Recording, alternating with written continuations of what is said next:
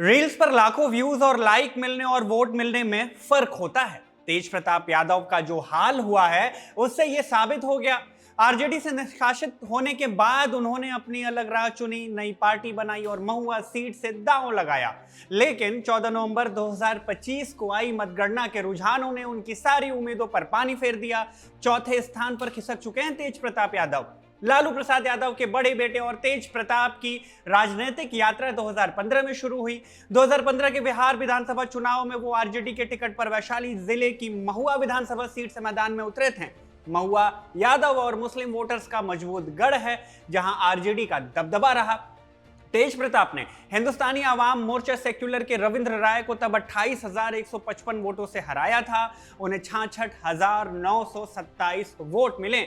आंकड़े फिर से सुनिएगा, 66,000 से भी ज्यादा। ये उनकी पहली बड़ी जीत थी। इसके बाद 2020 में चुनाव हुए तो आरजेडी की ही टिकट पर इन्हें हसनपुर से चुनाव में उतारा गया। ये लड़े और जीते भी। 2018 में पत्नी ऐश्वर्या राय से शादी के बाद इनकी तलाक की अफवाहें भी आई और सोशल मीडिया पर इनके परिवार को लेकर खूब कहा गया।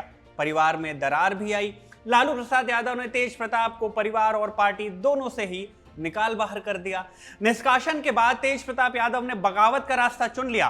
पहले उन्होंने टीम तेज प्रताप नाम से एक राजनीतिक मंच बनाया जो 2020 से ही एक्टिव था, लेकिन 18 अगस्त 2025 को उन्होंने नई पार्टी का ऐलान किया, जनशक्ति जनता दल यानी जेजेडी।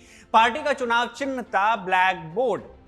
पोस्टर पर लालू और राबड़ी की तस्वीरें गायब रही, जो बगावत का साफ संकेत था। जेजेडी ने 5 छोटे दलों विकास वंचित इंसान पार्टी, भोजपुरिया जन मोर्चा, प्रगतिशील जनता पार्टी, वाजिब अधिकार पार्टी और एक दूसरे पार्टी से गठबंधन किया। अक्टूबर 2025 में जेजेडी ने 21 उम्मीदवारों की पहली सूची भी जारी की थी, जिसमें तेज प्रताप यादव खुद महुआ से लड़ने वाले दिख रहे थे। उन्होंने दावा किया, हमारी पार्टी 10 से 15 सीटें जीतेगी। महुआ चुनना रणनीतिक था क्योंकि 2015 से यही इन्हें जीत मिली थी और ये यादव बाहुल सीट भी है। लेकिन आरजेडी ने मुकेश कुमार रोशन को उतारकर वोट स्प्लिट का खतरा पैदा कर दिया। हुआ भी कुछ ऐसा ही। एनडीए की ओर से एलजेपी रामविलास ने संजय कुमार सिंह और जन स्वराज ने इंद्रजीत प्रधान को उतारा, जो मुकाबले को कड़ा बना रहे थे, बनाया भी। तेज प्रताप ने एग्जिट पोल्स को खारिज करते हुए कहा कि महुआ हमारा है, लेकिन वोटिंग के दिन यानी 6 से 11 नवंबर के बीच लगभग 66.91% मतदान हुआ, जिनमें महिलाओं का शेयर 71% से भी ज्यादा रहा। इन सब के बीच मां राबड़ी देवी का रुख भी भावुक और संतुलित दिखा। 1 नवंबर 2025 को राबड़ी देवी ने कहा था कि मन से तो बेटा है, लेकिन पार्टी और घर से निकाला है। प्रचार में नहीं जाऊंगी, लेकिन दिल से जीत की कामना है। 5 नवंबर को वोट डालने के बाद राबड़ी देवी फिर से आई और दोनों बेटों को शुभकामनाएं दी। कहा कि मेरे दोनों बेटों को शुभकामनाएं। तेज प्रताप अपने पैरों पर खड़ा होकर लड़ रहा है।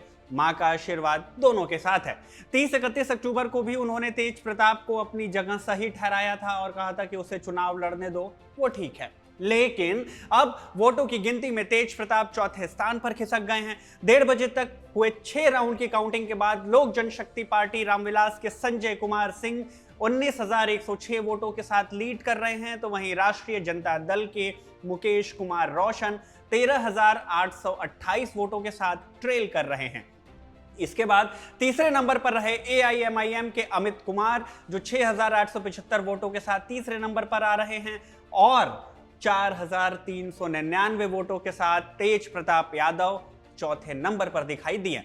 यानी जो कभी 20,000 के लमसम वोट पाया करते थे, आज वो 4300-4400 पे सिमटे हुए दिखाई दे रहे हैं। खैर, ये 6 राउंड तक की जो काउंटिंग है उसके आंकड़े हैं, लेकिन शायद ही अब कोई चमत्कार हो जो 14,760 वोटों से पिछड़ रहे तेज प्रताप को जिता सके।